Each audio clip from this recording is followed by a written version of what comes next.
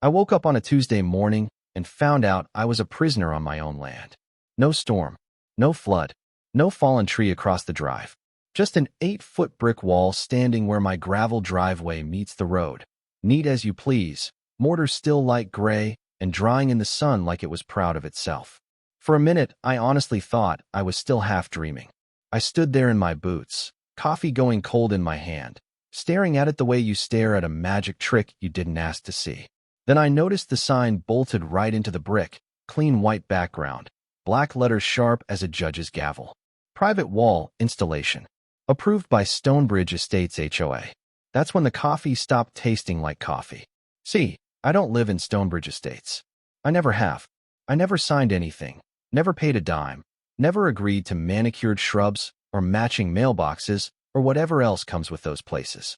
My house sits on 12 acres that used to belong to my Uncle Ray, long before Stonebridge showed up with their gated entrance and their waterfall fountain lit up like a casino every night. My place is different. Gravel drive, tin roof, red barn that leans just a little in a hard wind but still stands. An old Ford pickup from '88 that coughs once before it turns over, like it's clearing its throat before work. Out here you hear coyotes at night and tractors in the morning. Over there, you hear leaf blowers and labradoodles. And apparently, that difference bothered them. For years, the HOA had tried to buy me out. First it was friendly. A couple in pastel polos showed up with a fruit basket and a glossy brochure showing future phases of development. They talked about community cohesion and maximizing property values and how my land was the last missing piece of their vision. I told them I was happy where I was. Then it turned less friendly. Letters started arriving. Suggestions that my barn was structurally inconsistent with neighborhood standards. Comments about how my gravel road created dust that impacted the aesthetic experience of their residents. One board member actually told me my truck was visually disruptive. Visually disruptive. That one still makes me smile. But under the polite words was something else. Pressure. They wanted my land because it sat along the only stretch connecting their fancy subdivision to Millstone Road, the main county artery. Without that stretch, their exclusive community had one narrow exit they shared with a neighboring development, and traffic backed up every morning like a clogged artery. I said no every time. Not because I'm stubborn, though I am. Not because I hate new houses, though they all kind of look the same to me. I said no because this land isn't just dirt. It's where my uncle taught me how to rebuild a carburetor using nothing but patience and a roll of duct tape. It's where we buried 3 dogs under the oak tree out back. It's where I scattered his ashes on a quiet morning with no wind. You don't sell that because someone waves a check. Still, I figured the worst they could do was keep pestering me. I didn't figure they'd build a wall. I walked the length of it that morning, boots crunching over fresh chips of brick. It ran straight across the mouth of my driveway and extended a few feet on either side like it was making a statement. Whoever built it worked fast. No notice, no letter, no knock on the door, just bricks. I called the number on the sign. It rang twice before a crisp voice answered. Stonebridge Estates Management Office. Yeah, I said, trying to keep my voice steady. This is Daniel Harper. I live at the end of Red Clay Lane. There's a brick wall blocking my driveway. A pause.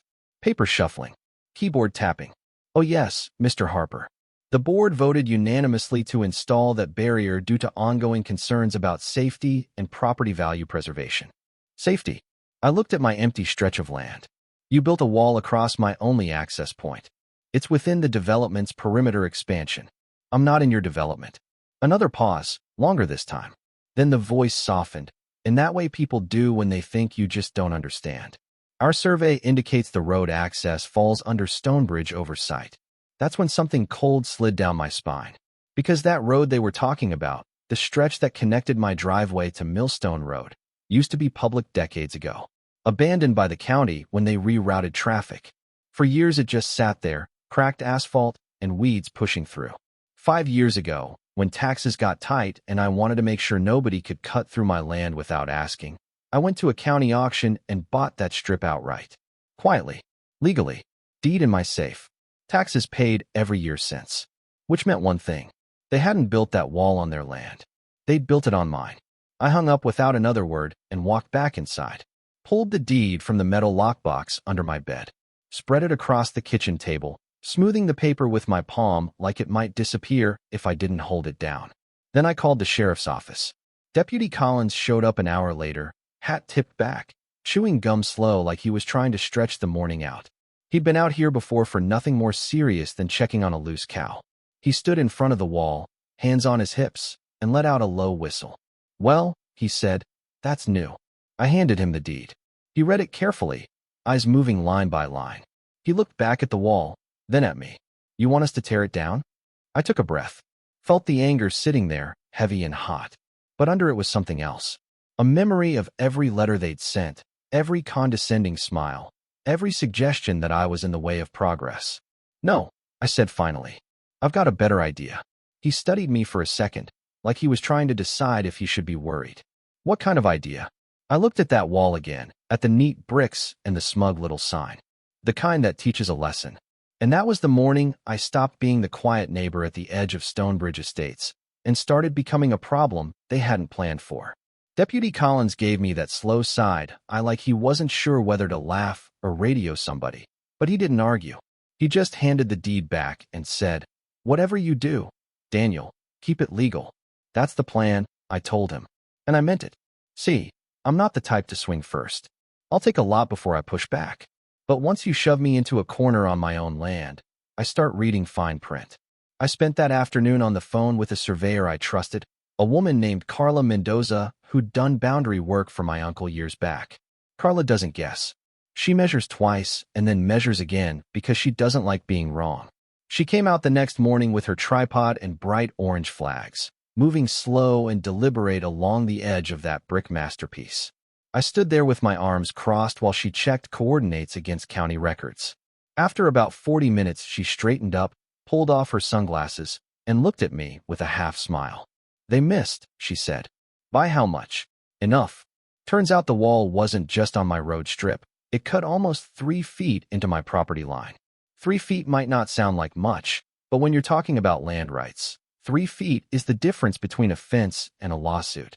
I thanked her, paid her, and asked for the report in writing. By that evening, I had copies printed and scanned.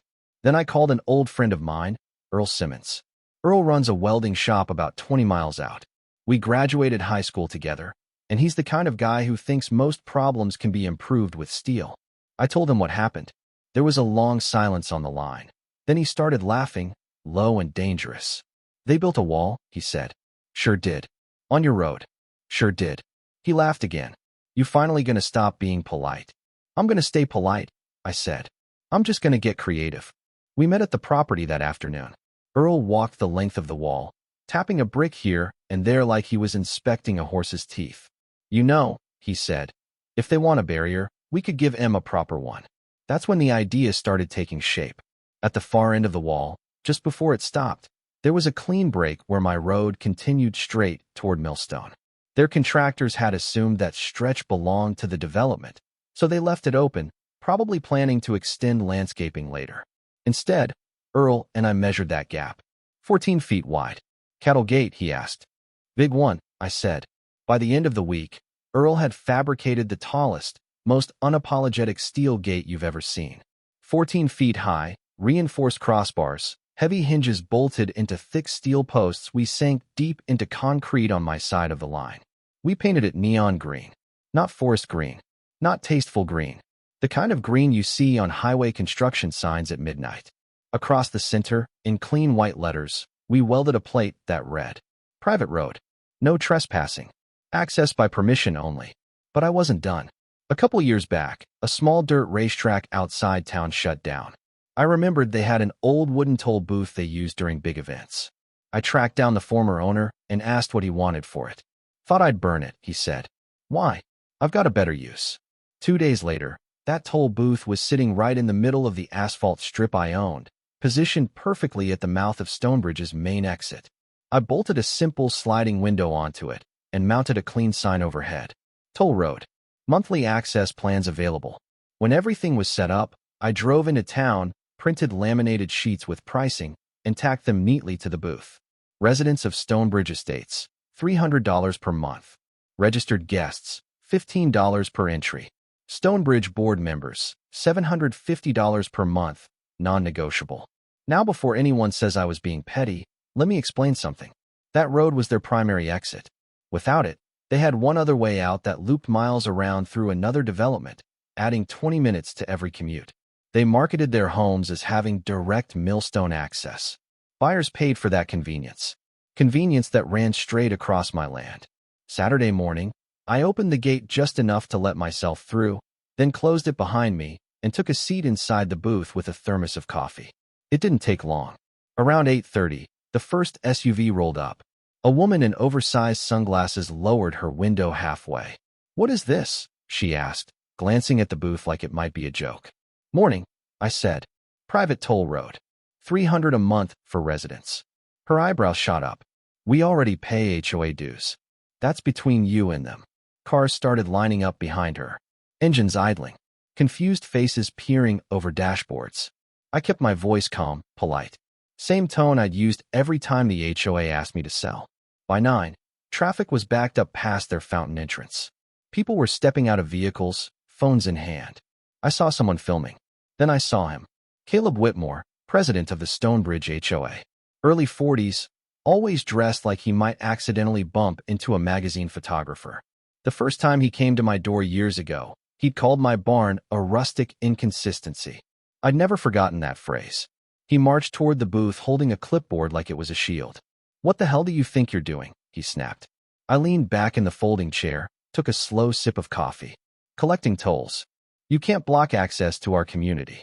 "I'm not blocking it," I said. "I'm regulating access to my private road." His jaw tightened. "That road services over 100 homes. That road," I said carefully, "is deeded to me." He waved a hand toward the wall behind us. "The board approved expansion of our perimeter." "You were notified?" "No," I said.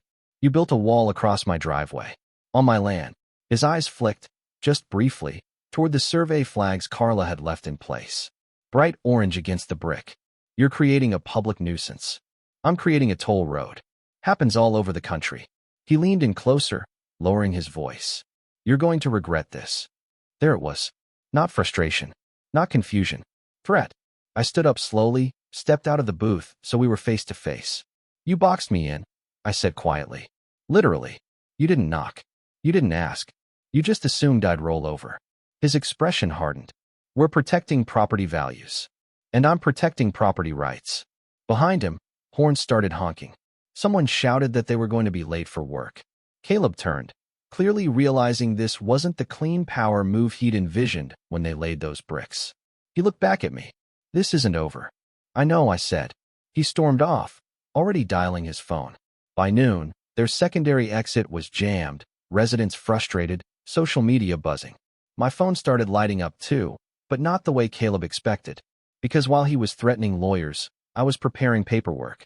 I filed a formal trespassing complaint with the county, attaching Carla's survey, drone footage I'd taken of their contractors laying brick, and a copy of my deed. I mailed certified letters to every homeowner in Stonebridge, not attacking, not ranting, just laying out the facts. "Here's the property line. Here's the road ownership. Here's the cost of the wall your board approved without disclosure." And at the bottom, I added one paragraph. "If the wall is removed, a written apology issued, and damages paid, I am open to negotiating shared access terms that benefit both parties." No insults. No threats. Just terms. Because this wasn't about humiliating them. It was about reminding them that just because something looks old, or rural, or inconvenient, doesn't mean it's weak. By Sunday evening, local Facebook groups were on fire. Some residents were furious at me, but more were asking questions of their board. $85,000 had been spent from HOA reserves on that wall. No community vote. No transparent survey confirmation. And people don't like finding out their money built a mistake. Monday morning, I was back in the booth when Caleb returned, this time with 2 other board members and a man in a suit. He didn't yell this time. He just said, "We need to talk." Caleb didn't look as polished that Monday morning. Same tailored polo, same loafers that had probably never seen mud, but the edge was gone. The 2 board members behind him looked tired, and the guy in the suit kept adjusting his tie like it was choking him. I stepped out of the toll booth and closed the little sliding window behind me. "Morning," I said. Caleb didn't waste time. "This has escalated unnecessarily." I almost laughed at that, but I didn't. "Unnecessarily," I repeated. You built a wall across my only driveway. The lawyer cleared his throat. Mr. Harper, I'm representing the Stonebridge Homeowners Association. We'd like to resolve this amicably. That would have been nice before the bricks, I said. He gave a tight nod. There appears to have been a boundary misinterpretation. 3 feet of misinterpretation, I replied, plus about 80 feet of brick. Behind them, a line of cars idled again. Not as chaotic as Saturday, but tense. People were watching, waiting. Caleb folded his arms. You've made your point. That sentence told me everything. To him, this was about pride. About who blinked first. I looked past him at the homes inside Stonebridge. Big windows, clean driveways, lawns trimmed to the inch. I didn't hate those people. Most of them probably had no idea what their board had pulled. They just wanted to get to work and back without drama. But drama had already happened. You spent HOA money on a structure built on property you don't own, I said calmly. You blocked my legal access. You did it without notice. That's not a misunderstanding. That's overreach. The lawyer shifted. The association is prepared to remove the wall. I let that hang there for a second. And? I asked. Caleb's jaw flexed. He didn't want to say it. I could see that. And compensate you for documented damages, the lawyer finished. I tilted my head. Gate cost me money. Booth 2. Survey wasn't free. And the grass your contractors tore up will need reseeding. Will require receipts, Caleb snapped. I looked at him. Just looked. Long enough that he finally looked away. You'll get them, I said. There was a silence then, not loud, but heavy. It felt like something shifting under the surface. Not just a wall coming down, but a hierarchy adjusting. Because the truth was, Caleb wasn't evil. He was ambitious. Stonebridge was his project. His proof that he could turn empty acreage into polished prosperity. My land didn't fit that picture. It interrupted the symmetry. And instead of negotiating with the interruption, he tried to erase it. That's a mistake people in power make sometimes. They forget the ground still belongs to someone. How long? I asked. Demolition crew can be here within 48 hours, the lawyer said. And written acknowledgement of fault. Caleb hesitated. Yes. The lawyer answered before he could. I nodded once. Then we're getting somewhere. He extended his hand. I shook it. Firm, not friendly. Before they turned to leave, Caleb paused. You know, he said quietly. If you just sold when we first asked, none of this would have happened. I held his gaze. If you just respected the boundary, none of this would have either. He didn't have an answer for that. 2 days later, the same efficiency that built the wall tore it down. Bricks stacked, loaded, hauled away. Mortar dust hanging in the air like the ghost of a bad decision. I stood on my side of the property line and watched every piece disappear.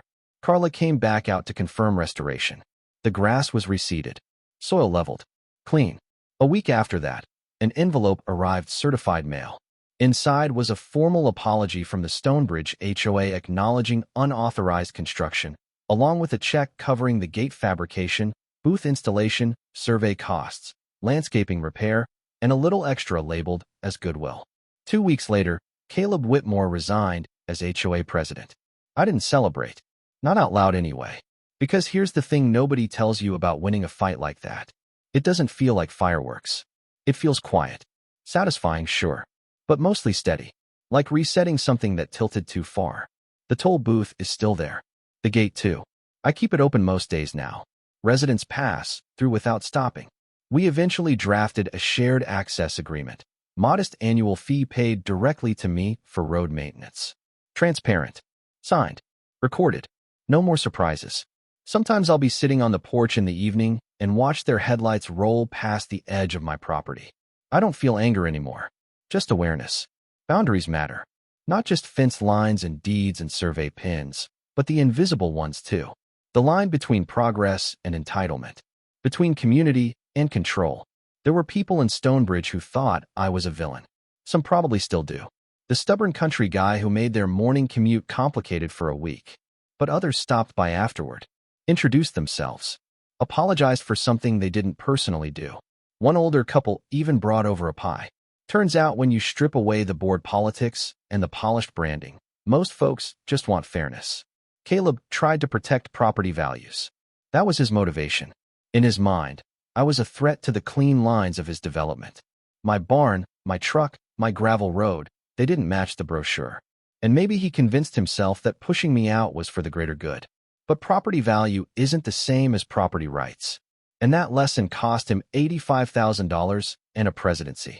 Every now and then I walk down to the edge of Millstone Road and stand where the wall used to be. There's no sign it was ever there. Just open space and the faint seam in the asphalt where my road begins. It would have been easy to call the sheriff and have the wall demolished immediately. Clean, quick, quiet. But if I'd done that, nothing would have changed except a stack of bricks. By building that gate, by setting up that booth, I forced a conversation. Not just with Caleb, but with the whole neighborhood. About who owns what. About how decisions get made. About what happens when a small group assumes they can redefine someone else's boundaries. And I'll be honest, there was a part of me that enjoyed the irony. The visually disruptive truck owner running a toll booth in front of a luxury subdivision. There's humor in that if you look for it. But deeper than that was something else. A shift in me. For years I'd kept to myself. Avoided meetings. Ignored letters. Thought staying quiet was the same as staying safe. It isn't. Silence doesn't protect you from overreach. It just makes you easier to overlook. Now, when something doesn't sit right, I speak up early. Calm. Direct. Documented. Because I learned that week that defending your ground doesn't make you difficult. It makes you present. So here's the question I keep coming back to, and I'm curious what you think. Was I justified in how far I took it? Should I have just filed a complaint and left it at that? Or was the toll booth the right kind of message? Where's the line between standing up for yourself and escalating a conflict? Drop your thoughts in the comments. I really want to hear how you see it. And if you've ever dealt with an HOA, a neighbor, or anyone who thought they could redraw your boundaries without asking, share that too. Because sometimes the road under your wheels isn't as public as you think. And sometimes the quiet neighbor at the edge of the map owns more than you realize. If this story meant something to you, hit like, subscribe, and stick around. There are more lessons buried in ordinary places than most people ever know.